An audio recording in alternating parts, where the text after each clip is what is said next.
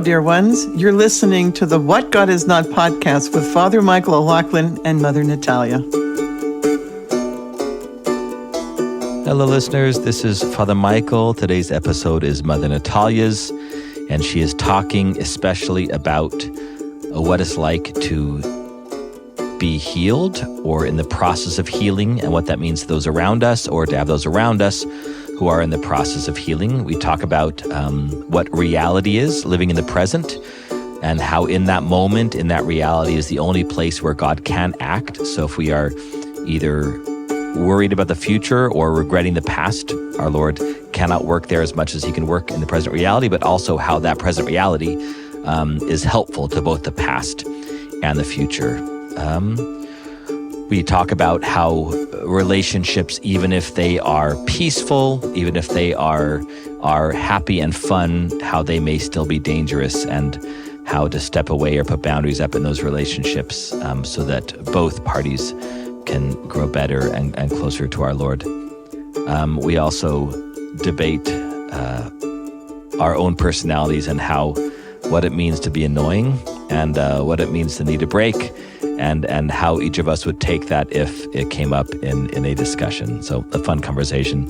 If you are a hashtag Banter hater, go about 8 minutes and 30 seconds from the end of this recording. But you may want to go a bit sooner than that because we kind of ease into the topic without knowing we're easing into the topic.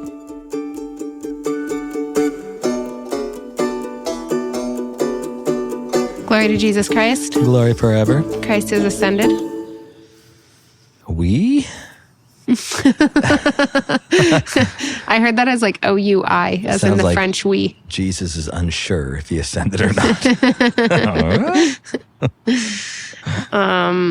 Father Michael, I don't have anything to banter about, and so I asked you for a funny story, and you were like, I don't like to prepare for banter. So then I said that you had to lead it. So what do you want to talk about? I think we should follow Matt Fradd's lead and just have 5 minutes of silence for Jesus' prayer. We're not going to do that. Okay. This is your topic. So if you can hear stuff in the background, what you're hearing is the mix of Los Angeles. So we are outside together. High five. Together.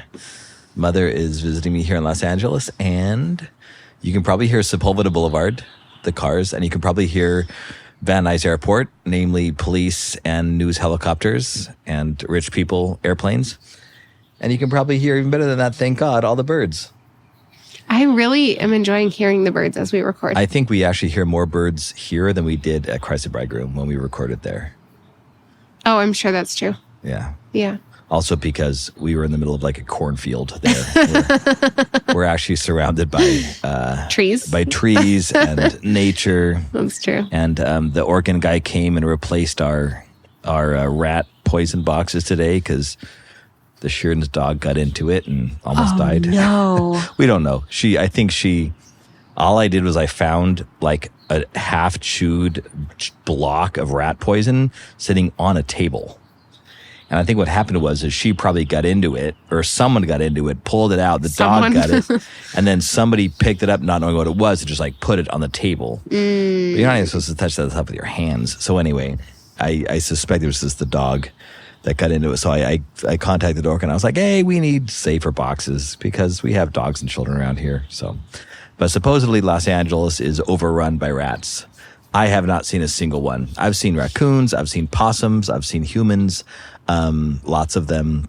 I've seen humans. I was going to say, we actually, this is quite a risk sitting out here because we have children may come out to greet us, which would be amazing. I did think about that. We may have people come like Adrian to give me the RV key. We may have people come that I want to go like say hi, welcome to the church. We may have like locals on the struggle bus who decide to walk in here and cause trouble. Like, can you just pause recording on this? Yeah, I think so. So it might actually be easier than Squadcast. That's true. Can you pause recording on Squadcast? I've never thought about that. So. I suspect so. You mean, but I don't want to tell you because then I will. Because then you won't just get up from the mic and be like, I'm going to go do something. Do something entertaining. Go just talk about something. Tell Entertain the listeners. They get bored real quick. This is the problem. I can't just like think of entertaining things on the spot, which is why I was like, Father Michael, give me a funny story that I can share.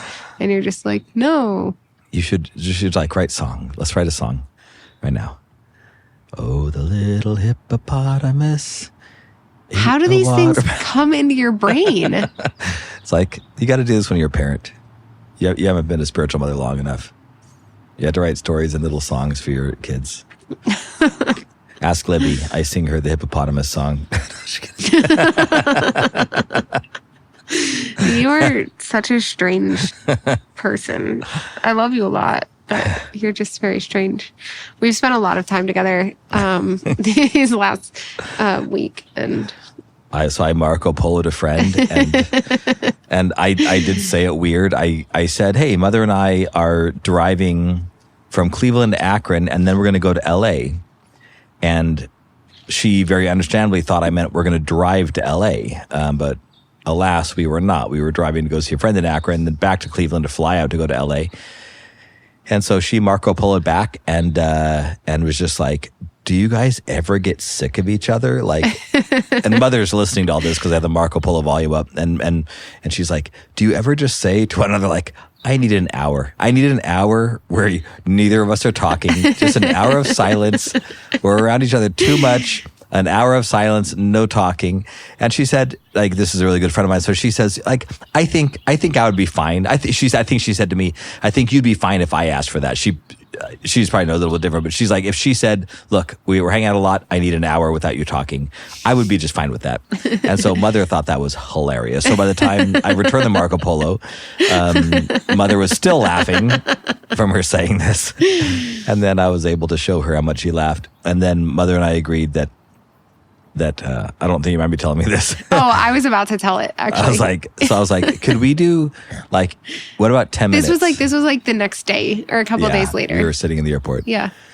And then what did we say, 10 minutes? Uh-huh. And I was like, what if we did 10 minutes? And I said, let's shake right now and say that if either of us need 10 minutes of silence from the other person, or just in general, we'll ask and we won't get offended. And she's like, I would definitely get offended. And I was like, well, I wouldn't. It'll be very one-sided. But if you ever need me to shut up for 10 minutes straight or even an hour, I will do that. Well, that's where I took it. Like, you first said, well, let's just agree. Like, either of us could ask for 10 minutes and we won't be hurt. And I was like, no, absolutely I would be hurt. Absolutely I would be hurt. And then I said, but I know you wouldn't. And so, like, let's agree. I can always ask for 10 minutes when I want it and you won't be hurt. And you're like, great, agree. And then we shook on it. But if you ever ask me, like, just don't speak to me for 10 minutes. I'm going to be horribly, horribly hurt. Well, that's what my brother, I don't think he might be saying this. My brother Joseph says, yeah, me and the wife, they've been married, what, like 8 years? 10 years? 10 years. And I he's think like, 10 years. Yeah, we haven't quite mastered the whole, like, I just need, I need to be quiet for a little bit and not be offended by me asking you to be quiet for a little bit. And I was like, I can totally imagine that. I think it's one of those things. I hate to say it, that when there's, I'm not going to mention sex or gender. I'm just going to say, oftentimes in a relationship, a marriage relationship, I imagine, if there's one person that could actually take that quite well and not take it personally, just like, you know what? Sometimes, to say it again, we're on the struggle bus and we need. That's a Christ bridegroom thing, right? Do you guys say that? I think. We do say it. Okay. I don't know, though, that it's, like, politically correct. I feel like it's maybe... Really? I don't know where that phrase originated, is what I mean. Okay, let's Google it. Don't Google it, listeners. Don't Google it. Don't Google it. Nobody Google it. Not that I mind being politically incorrect about many things, but Caroline is rolling her eyes at us.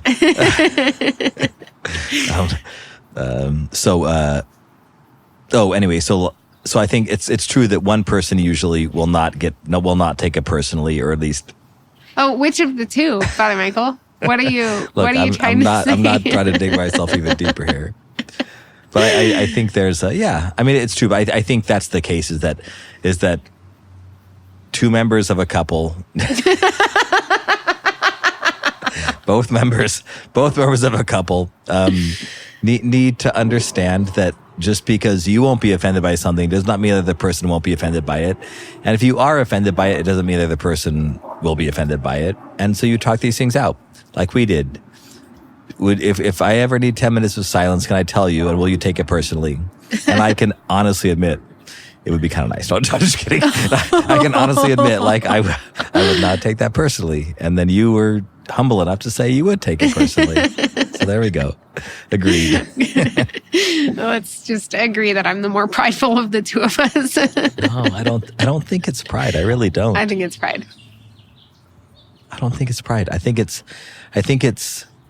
well, okay. So what is the worst case scenario? The worst case scenario is... I feel like this is actually kind of our topic at this point. Oh, so okay. We transitioned in. Banter at 8:52. Okay, so in case people skipped the banter, in case you're a hashtag banter hater... I see. I'll say 8:30. Shame on you. I shouldn't even actually give you an update. But in case you are a banter hater, we're talking about the difference between Father Michael and I in that if I asked him for 10 minutes of silence, basically 10 minutes of please don't speak to me, I'm sick of you right now, then he wouldn't be offended. But if the reverse happened, I would be offended. See, the way you described it, because that's not what we said. It's not I'm sick of you right now. So I think that's it. So if I, where would your brain, you said it's pride. I don't think it is, but where would your prideful brain, if that's the case, where would it go if I said, you know what, I'm sorry, I need 10 minutes of silence right now? It absolutely would go to, I'm annoying, you're sick of me, and you don't want to hear from me right now. Okay, so. But if I were to say to you that I need 10 minutes of silence, then it would be like, I just need a minute with my thoughts. And ooh, okay. Let me say something to that then. This is seeming a bit like spiritual direction, but that's okay. Oh my gosh. This is horrible. I think I'm not in a good mood right now, Father Michael. I think, and I please take this right way. I probably shouldn't say this since you're not in a good mood right now. Oh my gosh, what is happening? No, I think let's put it this way. If you said to me, I'm sick of you right now, I'm annoyed by you, I need 10 minutes of silence. I would not actually say that. But see, even if you did, that wouldn't hurt me. I know if I think it would hurt most people, but I know I get annoyed by people. Mm. And it doesn't mean I don't love them. It doesn't mean I don't want to hang out. It doesn't mean I don't want to be best friends. Mm-hmm. It's like, just because I get annoyed, if someone gets annoyed with me, I'm like, that's a thing that happens. We get annoyed by each other. Mm-hmm. It does not actually affect the relationship. Sure. But I get why. It's like, as a priest, I hear so many times people say, I know this with my head, but not with my heart. Mm. Right? And that's how we all are. I know this. I know with my head that we get annoyed with each other and that sometimes we need a break. I'm saying in general, humans, right? Sometimes we need a break. And I'm speaking in general right now. I'm not talking about you. And we need a break. And so like, okay, that would be nice. I know in my head that doesn't have to affect the relationship. Mm-hmm. But yes, I get it why that may, to quote, in the heart, end quote, may just hurt. Mm-hmm. And I don't want to acknowledge that reality, because as soon as I acknowledge it, it's gonna bring me pain. But I think maybe it's just because I'm so phlegmatic. Mm-hmm. But I know I get annoyed by people, so I do not get mad when they say they get annoyed by me or even need a break. Like I have friends here in LA who I am the weird 45-year-old priest that hangs out with a bunch of 20 and 30-year-old people that are in the entertainment world. Mm-hmm. Like, I know how weird that is. So if they just told me, this is not a party, like you're going to see an invite on Instagram, I'm going to ask you not to go. Because it's not a place where we want a priest who's going to actually hold us accountable and make us feel bad and things like that. Like, I totally get that. Mm-hmm. Or even, this is not a place for you. I know that there are situations where that's the case, and yet I also know that see, if that happened, I can say, like, there would be an aspect of getting hurt, and I'd be kind of disappointed. I'm just like, in heaven, this is never going to happen. In heaven, we're going to want each other around all the time. It doesn't matter what group of friends we're with. All of our groups of friends are going to get together because we're all one in Christ, etc. But in the meantime, I insert myself into situations and friend groups where it's very unusual where a priest would be part of that. So I get it if there's an uneasiness to that. I also get it if they just ignore me because it's hard to say, we just don't want you there. But I also get the ignore, and I don't judge the ignoring. And yet I've told people before, like, I'm going to assume that you love me until you speak up, or unless I really get a deep hint. Like, I don't want to be the guy that doesn't get hints. But yeah, so I think there's, are we talking about confidence here? I don't know what we're talking about. You're talking about confidence. Okay. I think it's a good point to make because, I think that you actually touched on the root problem there, which is that, like, if you say, like, I just need a break right now, give me 10 minutes or whatever, we should just agree to have this in our relationship so that I can grow in humility. But then I might correctly assume it's because I'm annoying you and you just need a break. But the implication there, in my mind, the incorrect assumption there is that something about my very being is an annoyance, Shame. you know? Yeah. And so I think you're right that, like, this is the problem. Like, you can acknowledge, Father Michael, because you have the confidence, the trust in relationship, sometimes the presumption within relationship. And that wasn't a joke. I meant it seriously. And you have absolutely called me out on that before. Yes. You have right here sitting in this place. I don't know about this table, but right here in this little courtyard at my church, you have said, you presume on my friendship. Well, yeah, I have said that. That's not what this episode is about. So, but I think that because you have that confidence in relationship, you can acknowledge they're annoyed by me right now. It doesn't necessarily have anything to do with me. It could be because they're tired. It could be because they're thinking of other things. Thing. It has everything to do with me. Right. And I get it. No, but I mean, let me finish. Okay. Let me finish. But that, like, it probably has nothing to do with me. Like, it could be all of these other factors. I could say these things or do this thing at a different point in time, and it wouldn't be annoying at all. But even if it is me, like, it's not about my being. It's not about my existence. Yes. It's not something that's a determining factor in our relationship. It's not altering their love for me. It's not altering the way that they see me. It's not altering any of those things. I don't know. I think that so many of us just walk around with such fear in relationship that it's like there's any threat to the relationship, and it just pokes those insecurities, and it just, I don't know. I also don't. I'm getting annoyed at myself right now. You're getting annoyed at yourself? Myself. Do you need 10 minutes away from yourself? Do you need a 10-minute break from yourself? I'm getting annoyed at myself because I sound like an arrogant, you know what? Like, I really do. Like, I sound like I'm totally healthy, and I never have these unhealthy moments of insecurity or anything like that. And of course I do. But it's like, I think But they come out for you in different ways, I think. Yeah, they do, but it's also like, I have such foundational moments of love and friendship that when that hits me... Those sirens are so loud. You're going to have to just wait a second. Okay. We have a truck driver who listens, and they said whenever they hear the sirens coming from your end, they like think that there's sirens on the road. That makes sense.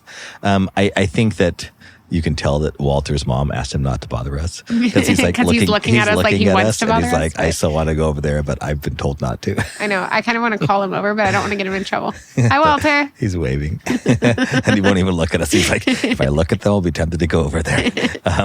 Mom's going to yell at me for looking at them. So yes. So in those moments, but I have these memories to go back to. And this is why I love anamnesis so much. This concept of like remembering the good times, because I can remember quite quickly. I'll call to mind, probably as a defense mechanism first, but then it's actually healthy.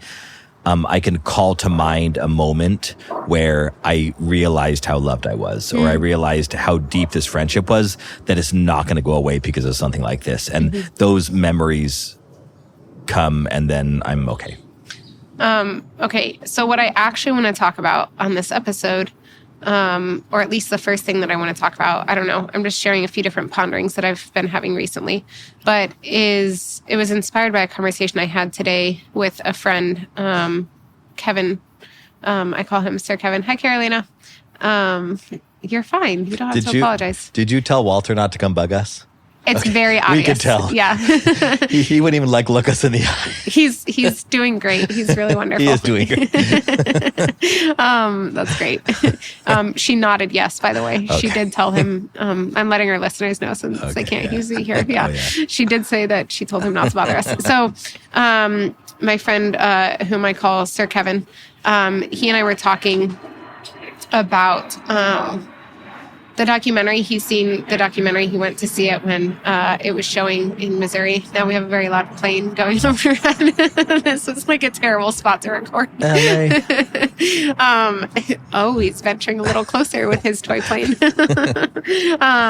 And we were talking about the documentary. Because he was kind of asking me like how I feel about it, how it's affected me, what it's like to have just like, I guess, such a wide scope of people who know about me. Like becoming famous is basically the word that I just have been really trying to avoid saying for the last 20 seconds because it sounds really weird. But he was like, what's it like to be like becoming famous? And as we were talking about it, he said that what he thinks is very attractive about me for people is the fact that I'm truly myself. And so the reason I think this ties into what you're saying is you and I would handle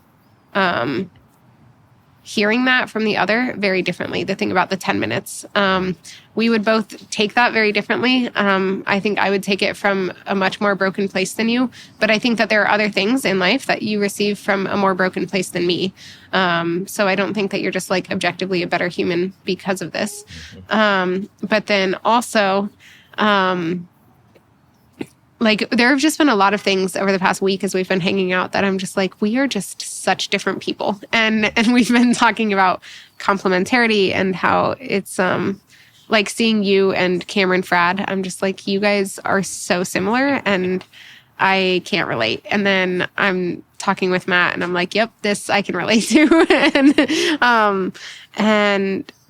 But it's just like, there's such a beauty there because I didn't feel insecurity, like being with you and Cameron or being with like, there's this growth in, I don't feel insecure being around people who are different than me.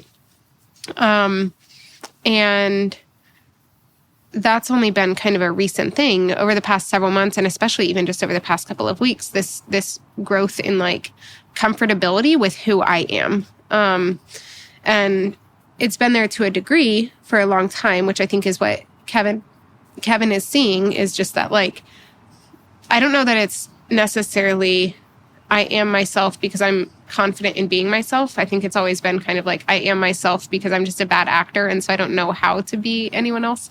But I think this like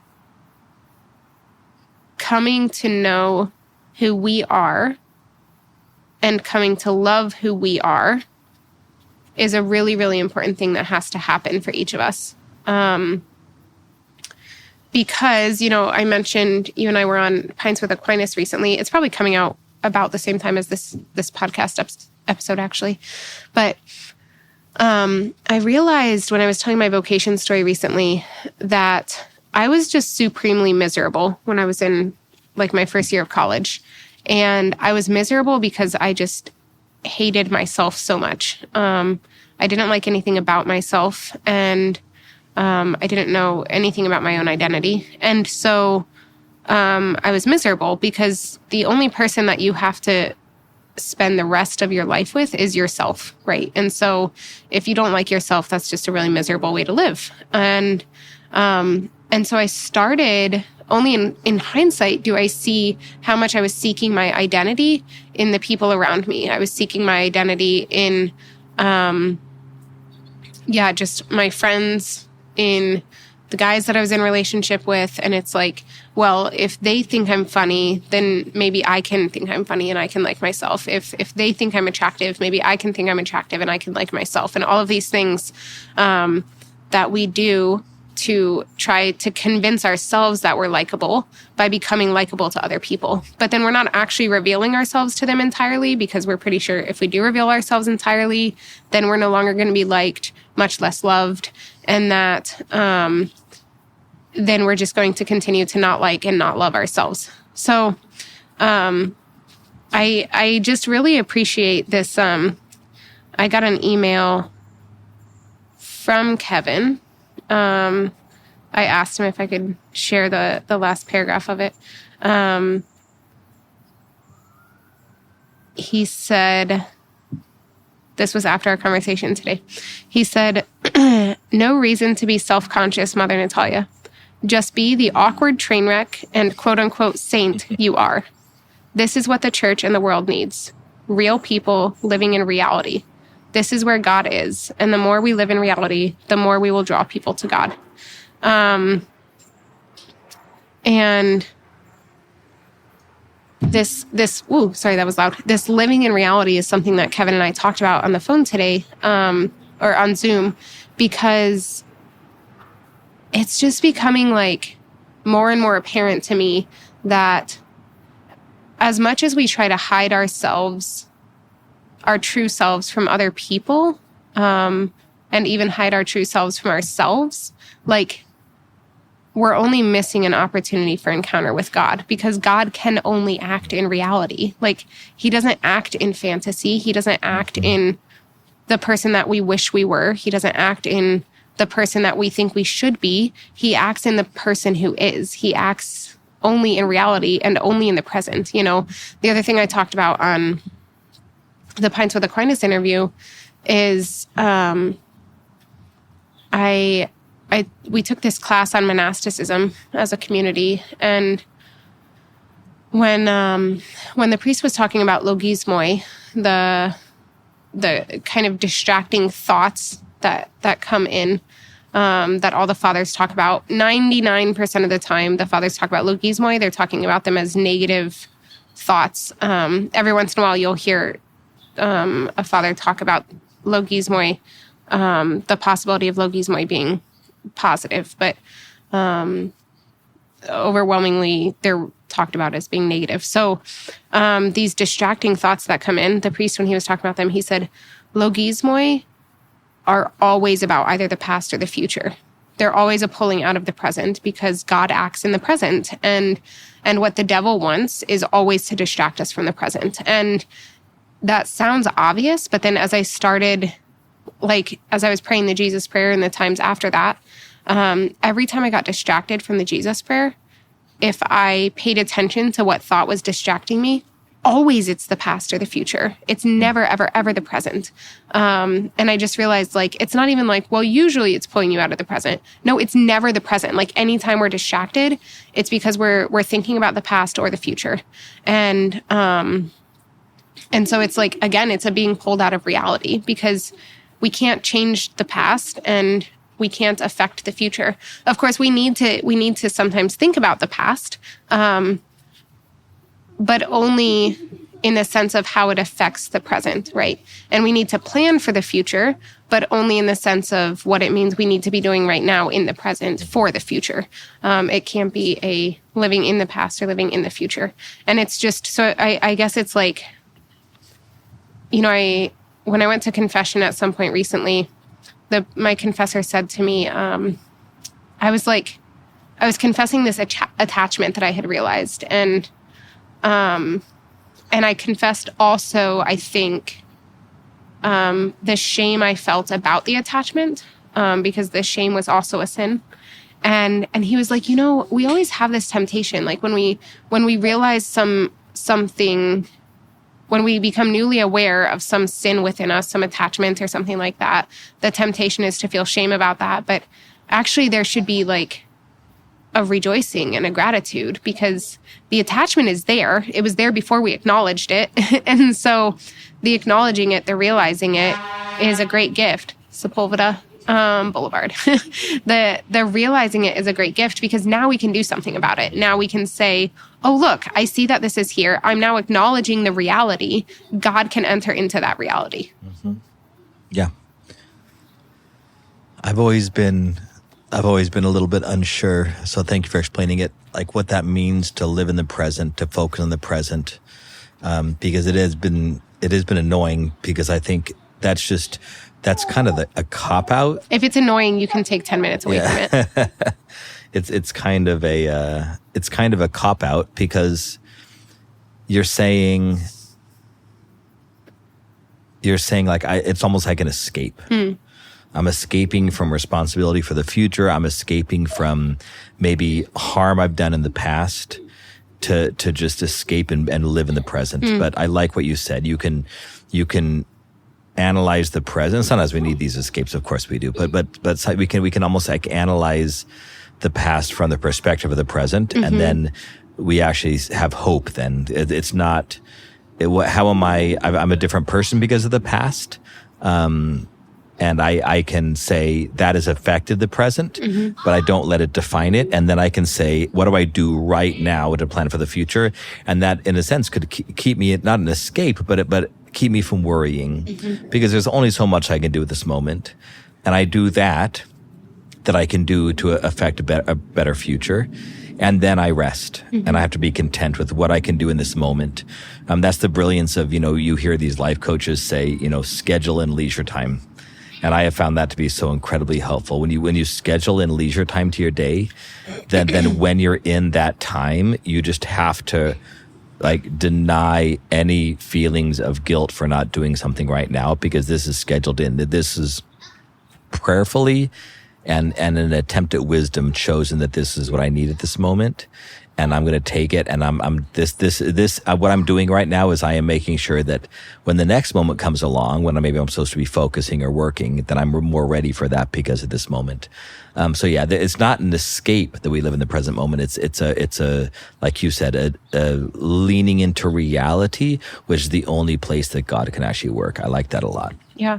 And in fact, it's so not an escape that sometimes it means that we need to be confronting the past or the future within the present, even when we don't want to. It's we have to deal with this. We have to acknowledge this. We have to acknowledge that this thing from my past is coming up right now. Yeah. Because if I don't acknowledge it, again, I'm not living in reality. Yeah.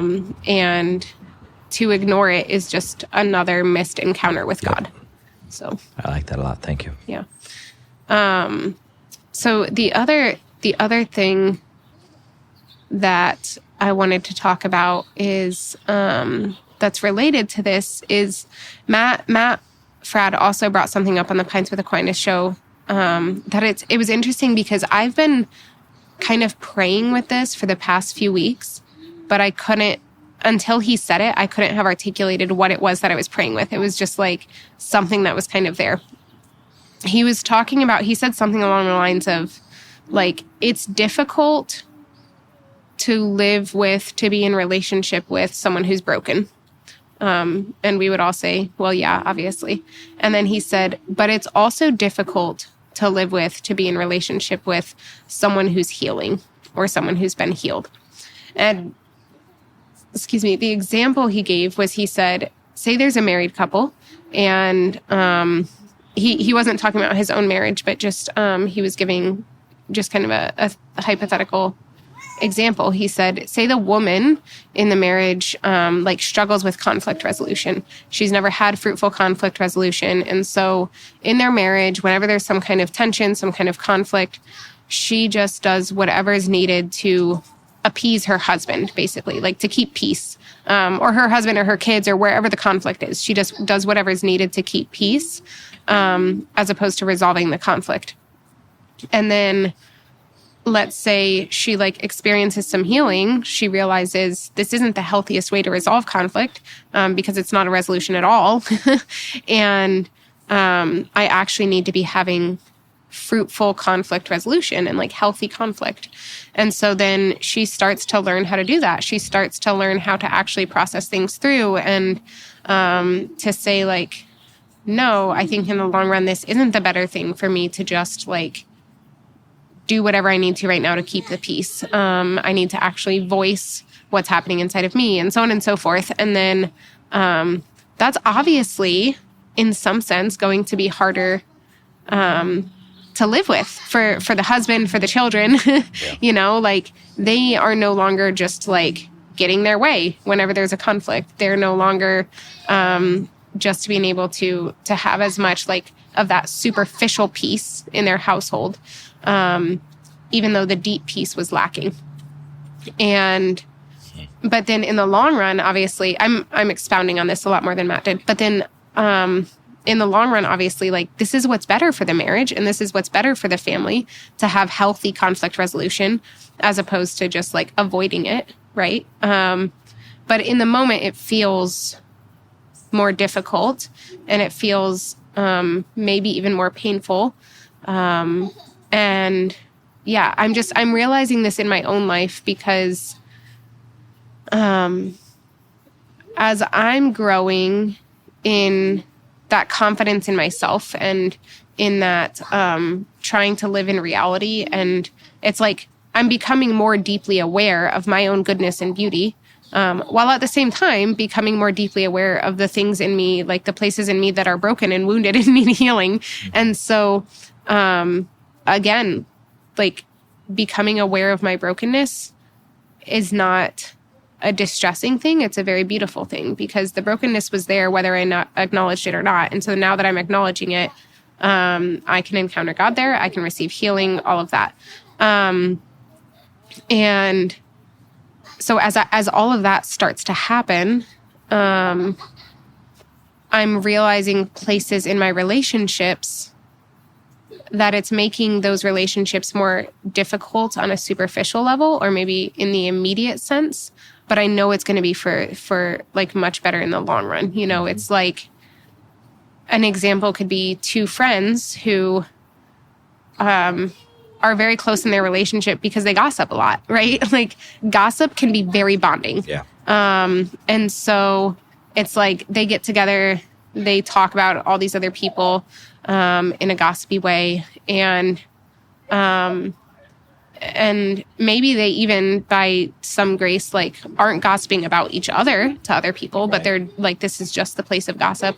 But then if one or both of them are convicted that they shouldn't be gossiping anymore, like, we know that that's better in the long run for their relationship. But it's going to feel like they're going to feel a lot more distant from each other because they no longer have that bonding thing. But the places that they are bonding in this like new season of relationship is going to be the more real bonds and the more meaningful bonds. And does that make sense? Yeah. Yeah. You right. You have gone into a lot more. You've gone a lot deeper than he did. But that makes sense. And there's a comedian one time, and this is funny, it's just not good, but he did say, people talk all about the time about it's, when it's good for a couple to like the same things, but he says, I have found it much more beneficial actually if a couple hates the same things. And then he just gave a bunch of examples of like walking down the street together and then just mocking people. And we both have the same negative sense of humor. Like, we both make fun of the same people.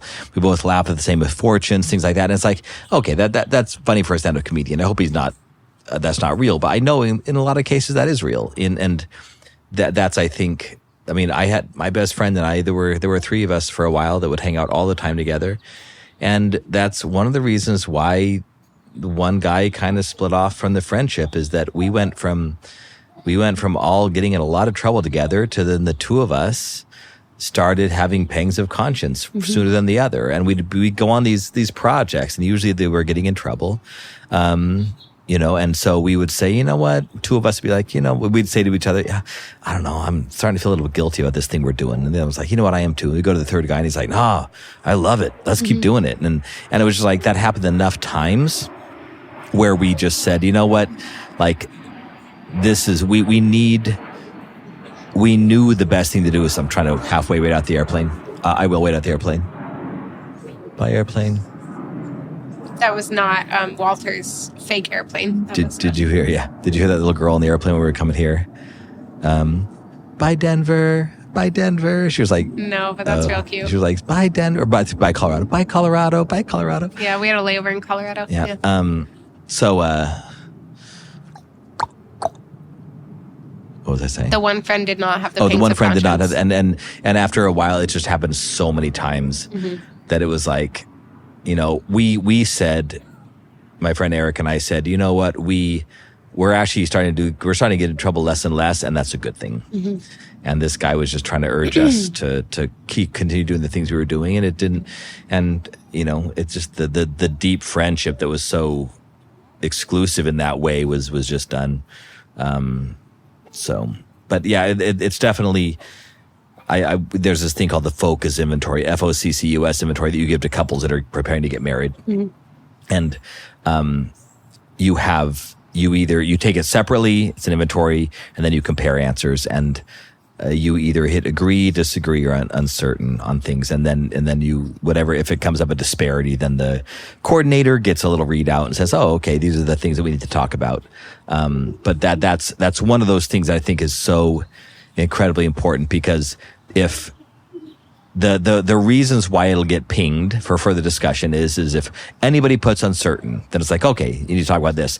If they put different answers, if one puts certain, one puts uncertain, then it begins. But it also gets pinged if they both said certain on something that the program thinks should be uncertain, or puts uncertain on something that the programs think should be certain. So there's definitely you could be in agreement about this, but it may still kill the marriage. Like you could be in agreement about this, but it still may be the wrong thing, and so they're able to make judgments. It's not really an objective thing.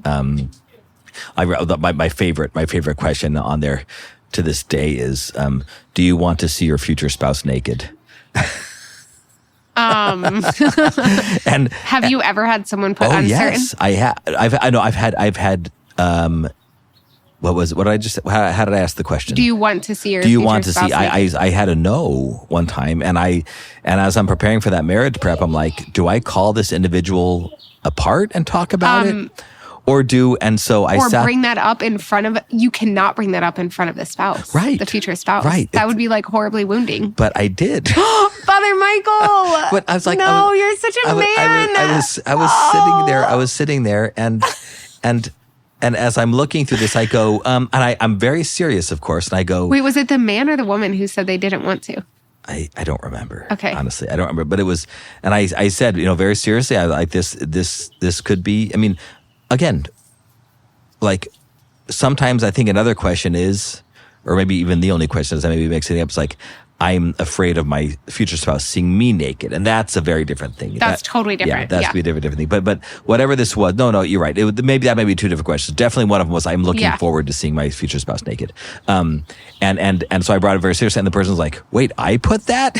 So it was just an accident. They circled the wrong thing. But okay. I don't want to make anybody feel ashamed. Like if you're listening to this and you would put, Mother just looks horrified right now. I'm so horrified. No, like if you again talk to your priest, talk to your counselor, talk to your spouse, talk to your parents, whatever, but like that may be the case, and that's why they put it on there, But if both the whole point I'm getting to is if both members of the couple that are preparing to get married, if they both put the answer that is unhealthy for a cut, like of course you should want to see your future spouse naked. Of course you should be allowing them and open to allowing them to see you naked, something that they probably want, right? So if you both put the wrong answer, it still gets pinged, and that makes sense, right? You're not. I won't go to the details of how the advice I would give. But yeah, so yeah, there's definitely we can.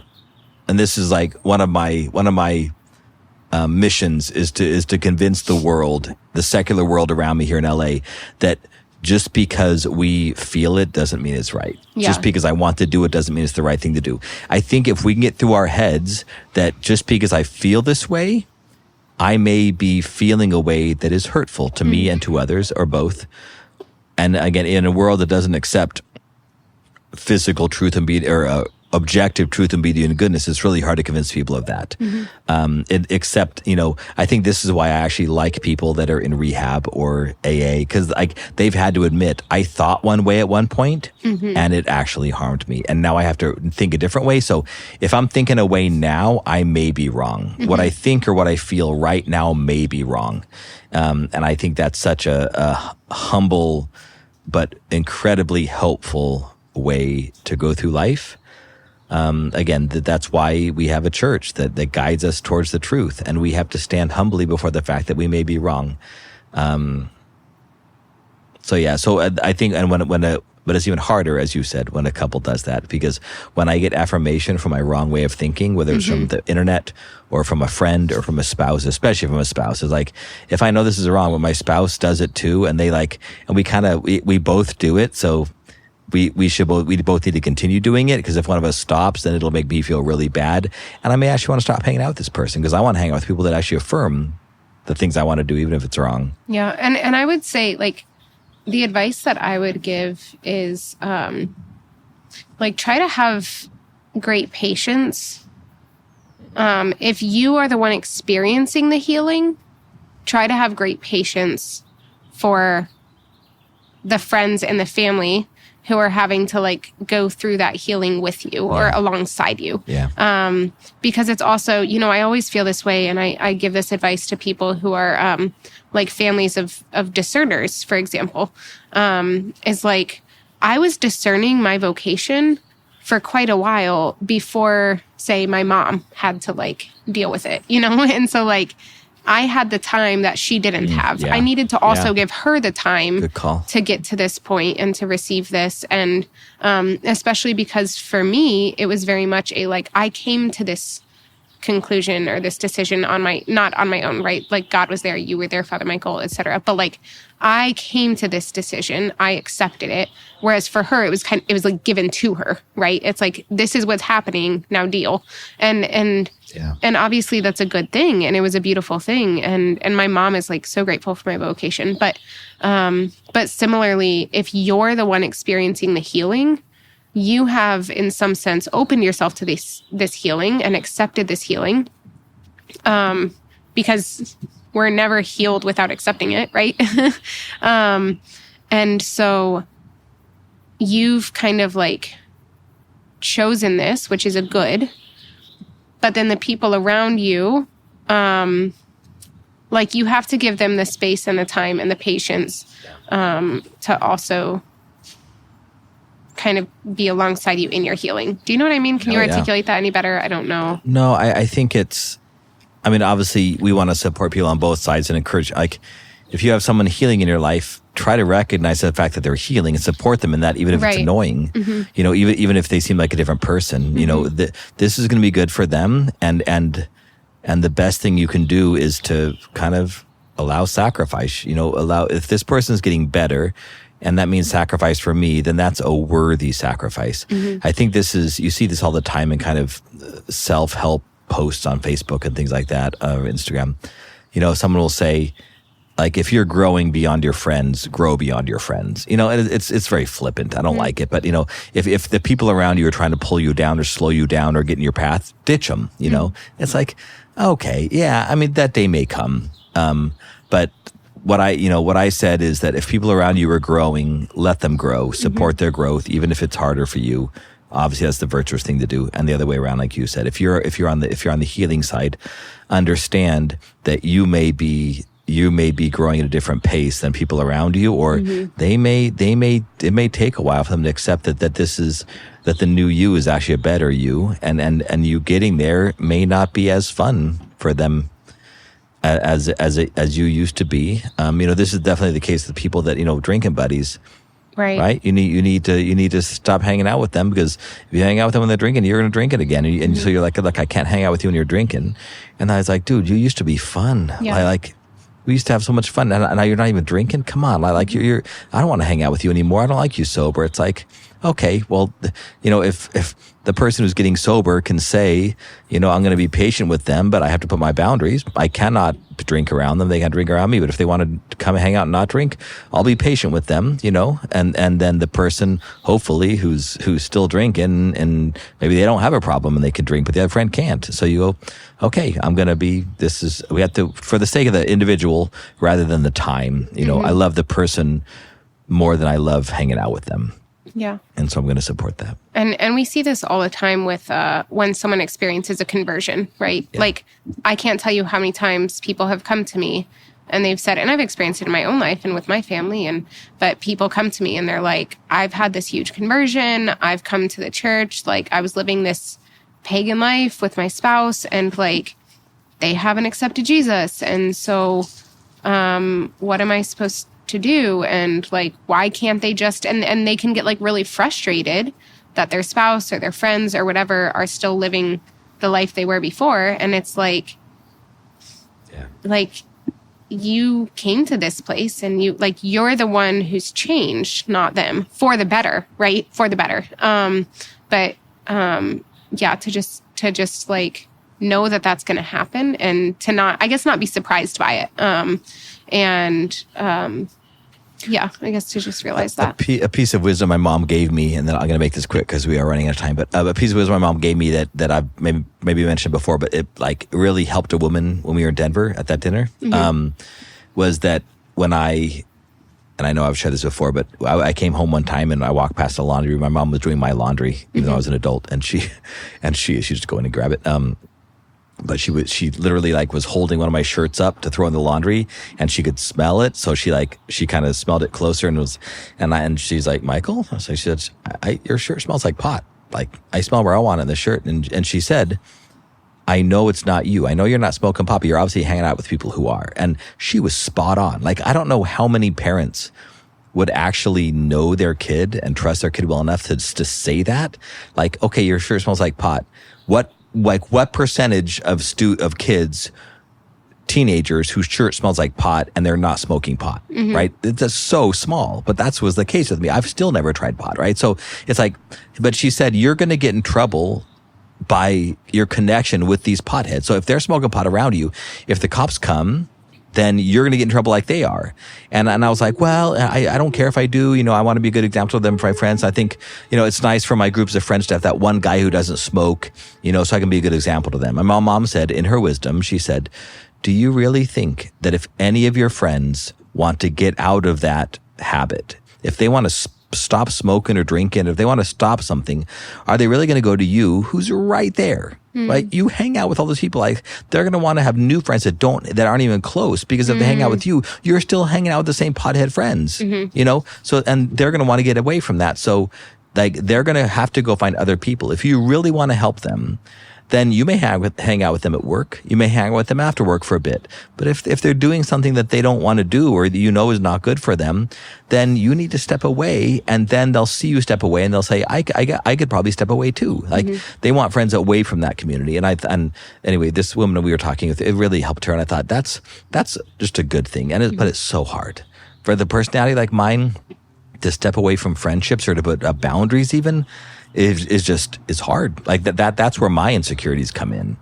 Am I really doing the right thing? Because I treasure my relationships so much that having to put up boundaries in any relationship is a very, very hard thing to do. Because I do risk losing the friendship altogether. Preacher be preaching to my pew. Yeah. So. Oh, it's funny because you're actually a preacher. I use that phrase a lot, but like, you're actually a preacher. Yeah. But I don't usually use a pew. So anyways. Great. Well, thank you. I feel like there's one other thing I was going to say about that, but I don't remember what it was. Be patient. Allow the time. I don't know. Just be healed. Oh, I was going to just say, like, just remembering that if you are, like Father Michael said, if you are the one who someone around you is experiencing healing, and that's frustrating, and they seem not as fun, or they seem not as whatever. Like, I guess just remembering that if this really is what's best for them, then that means it's also what's best for the relationship, just objectively. we say this all the time when we're talking about discerners with our monastery. Like, if there's ever someone that we feel is not called to our monastery, we want to be honest with them about that, because, and we don't want to ever worry about just, we want more numbers or something, because if whatever is best for the discerner is what's best for the community as well. Like, and if it's not good for them to be with us, then it's not good for us either. And if it is good for them to be with us, then it's good for us too. So just remembering that as well, of just whatever, even if it doesn't feel surface level, it doesn't feel as fun or as enjoyable or whatever. If it really is what's for the deeper good, then it's ultimately what's best for the relationship as well. Amen. So, yeah. I've experienced this particularly with boundaries. Like with my friends, I've been doing a better job, I think, of just like putting up good boundaries in my friendships. And I oftentimes don't want to put the boundaries there, right? Because it's like, not even just because of what you're saying, Father Michael, about like fear in relationship, but also just because it's like, I probably shouldn't talk to this person every second of every day. That's not good for either of us. But like, I really want to, but I don't want to put that boundary there, but I should, because it's best in the long run and things like that. So, yeah. Great. You can think of your prayer intention while I do the spiel. You can find us on YouTube, audio only, all of the podcast platforms, our website, whatgodisnot.com. Our email address is whatgodisnotpodcast@gmail.com. And we have a Patreon page. And you can find us, What God Is Not, on Patreon. That supports both this podcast, but also the other ministries that Father Michael and I do. I've been able to take some people out to lunch a couple times recently who were homeless, and to be able to sit and get to know them a little bit, which was a great gift. So thank you for allowing me to be able to do that. Also, just if there's a particular podcast episode that really moves you or that makes you think of someone, I would encourage you to share that episode with them. And Fotina, our nonprofit, the one that's supported through Patreon, the website for that is Fotina, Photina.org. Goodreads, we're on Goodreads, so that's pretty cool. There's lots of interesting discussions on those feeds. Instagram.